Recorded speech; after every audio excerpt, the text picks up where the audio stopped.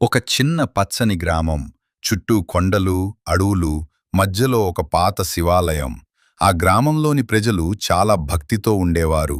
ప్రతి ఉదయం సూర్యుడు ఉదయించకముందే అందరూ కలిసి శివాలయానికి వెళ్లి ఓం నమఃశివాయ అని జపం చేసేవారు.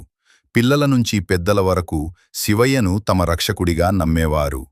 ఒకరోజు సాయంత్రం అచానక ఆకాశం నల్లగా మారింది. భారీ గాలులు, మెరుపులు మొదలయ్యాయి. కొద్దిసేపట్లోనే భారీ వర్షం కురవడం ప్రారంభమైంది. వర్షం గంటల తరబడి పడింది. నీరు కొండమీద నుంచి బలంగా పారింది. అప్పుడు గ్రామంలోని కొంతమంది భయంతో గమనించారు. ఆ కొండ మెల్లగా కూలిపోవటానికి సిద్ధమవుతోంది. గ్రామస్తుల గుండెల్లో భయం పెరిగింది. కొండ కూలిపోతే గ్రామం మొత్తం నాశనమవుతుంది అని అందరూ ఆందోళన చెందారు. అప్పుడు గ్రామ పెద్ద అన్నాడు, మనకు రక్షణ ఇచ్చేది ఒక్క శివయ్య మాత్రమే. అందరూ వెంటనే శివాలయానికి వెళ్లారు. దీపాలు వెలిగించారు, గంటలు మోగించారు. అందరూ ఒక్కసారిగా కన్నీళ్లతో ప్రార్థించారు, శివయ్య, మా గ్రామాన్ని కాపాడు. ఆ సమయంలో ఆకాశంలో ఒక అద్భుతమైన దివ్యకాంతి కనిపించింది. ఆ కాంతి నెమ్మదిగా శివాలయం మీదికి వచ్చింది.